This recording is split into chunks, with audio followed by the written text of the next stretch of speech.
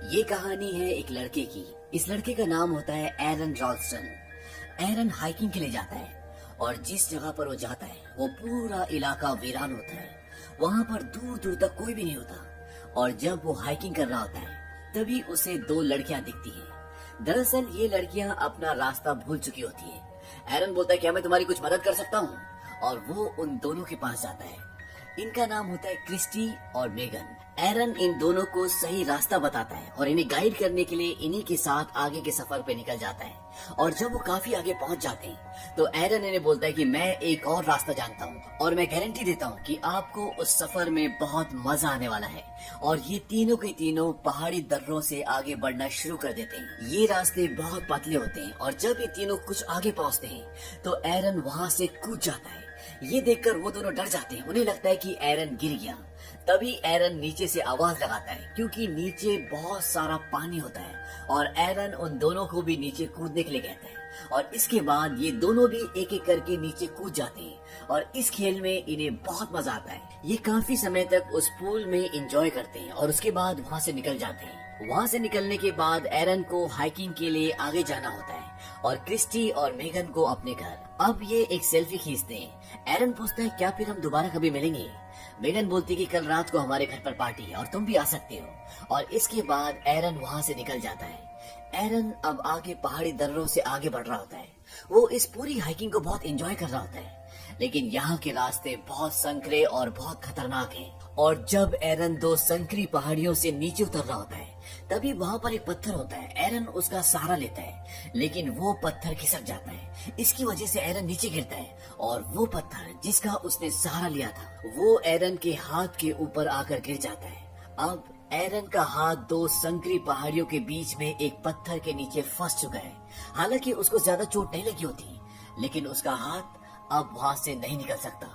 वो अपने हाथ को निकालने की बहुत कोशिश करता है, लेकिन उसकी सारी कोशिशें नाकाम हो जाती है। और जब उसको लगता है कि उसका हाथ अब यहाँ से नहीं निकल सकता तो वो मेगन और क्रिस्टी को जोर जोर से आवाजें लगाता है, लेकिन उसकी आवाज वहाँ से बाहर नहीं जा सकती क्योंकि ये संकरी पहाड़ियां हैं और यहाँ से आवाज बाहर पहुँचाना, वो भी इस वीराने में जहाँ कोसों दूर तक कोई इंसान, जानवर, पशु पक्षी का नामो निशान तक नहीं है, लगभग नामुमकिन है। इसके बाद एरन अपने बैग को खोलता है और उसके बैग में हाइकिंग का जितना भी सामान होता है वो सब का सब बाहर निकालता है।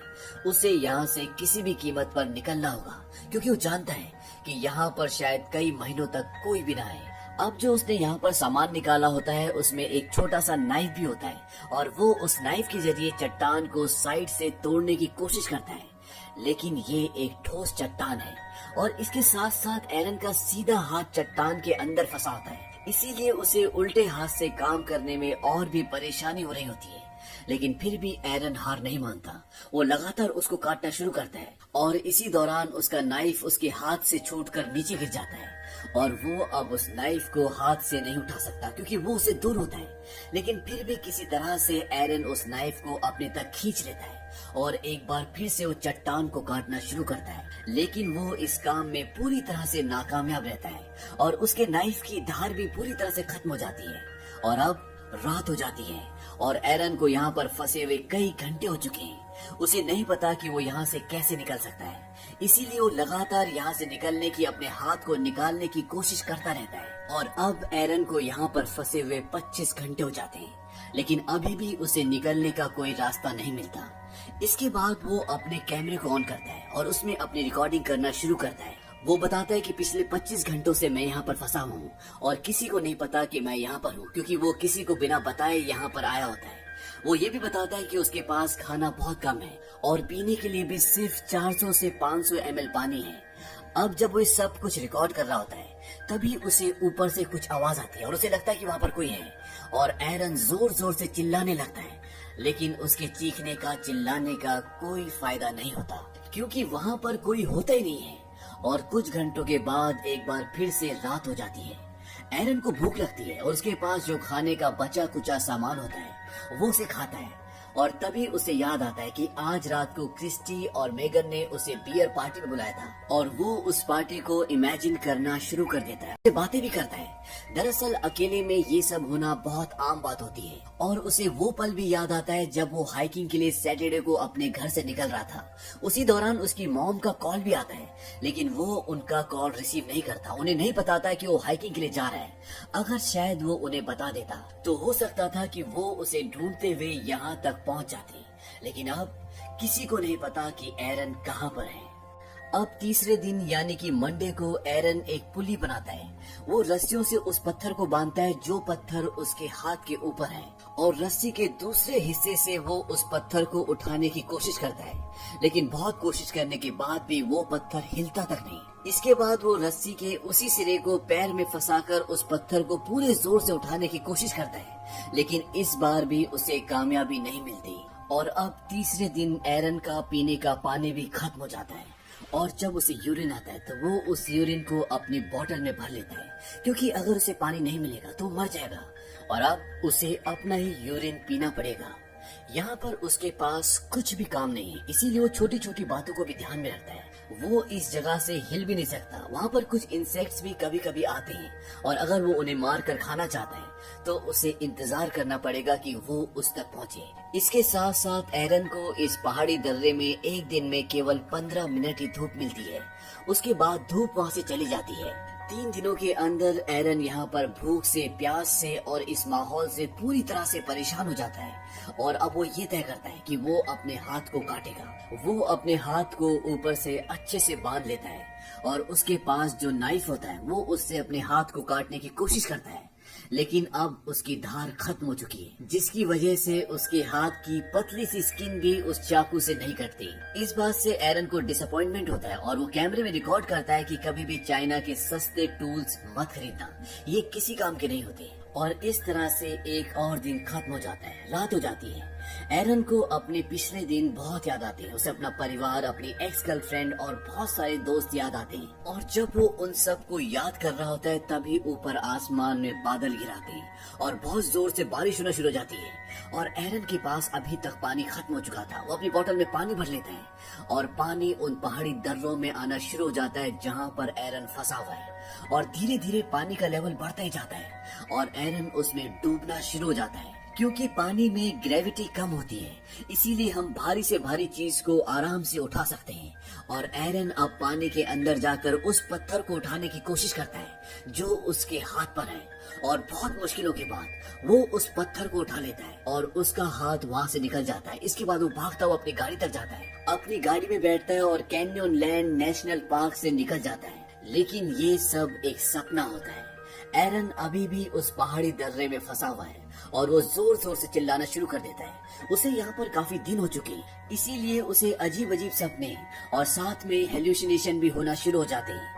हेल्यूसिनेशन भ्रम को कहते हैं, जब सामने कुछ भी नहीं होता और आपको बहुत सारी चीजें दिखती हैं, तो इसे हेल्यूसिनेशन कहा जाता है। एरन को इस जगह पर फंसे हुए 4 दिन हो चुके हैं, और ये उसका 5वां दिन होता है। इसीलिए उसका बिहेवियर बहुत चेंज हो जाता है। वो अपने आप से बातें करता है, कमेंट्री करता है, और उसमें ये बताता है कि अगर मैंने अपनी मॉम का कॉल रिसीव करके उन्हें बताया होता कि मैं इस जगह जा रहा हूँ, तो शायद आज मैं यहाँ पर फंसा हुआ नहीं होता। और जिस शॉपकीपर से उसने हाइकिंग का सामान लिया था, उसने उसे भी कुछ नहीं बताया था। अगर शायद वो उसे भी कुछ बता देता तो हो सकता था उसकी मिसिंग रिपोर्ट वो करवा देता और कोई उसे यहाँ पर ढूंढने आ जाता।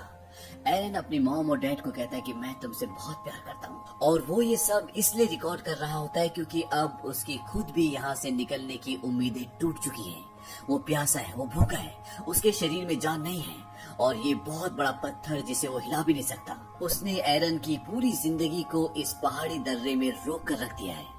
अब एरन एक बार फिर से अपने हाथ को बांधता है, और वो चाकू जिसकी धार पूरी तरह से खत्म हो चुकी है, इस बार वो उससे अपने हाथ को काटने की कोशिश नहीं करता, बल्कि उस चाकू की फ्रंट साइड को अपनी स्किन के अंदर गाड़ना शुरू करता है, और चाकू उसकी हड्डी तक टच हो जाता है। उसके हाथ से खून निकलना शुरू हो जाता है, लेकिन इससे आगे एरन कुछ भी नहीं कर पाता, और इस तरह से एक दिन और निकल जाता है। और छठे दिन एरन अब बहुत कमजोर हो चुका है, और अगर अब वो यहाँ से नहीं निकला तो वो बच नहीं पाएगा। एरन कहता है कि शायद ये पत्थर जिंदगी भर मेरा ही इंतजार कर रहा था। जब से मैं पैदा हूँ तब से ये पहाड़ी दर्रा मेरा इंतजार कर रहा था।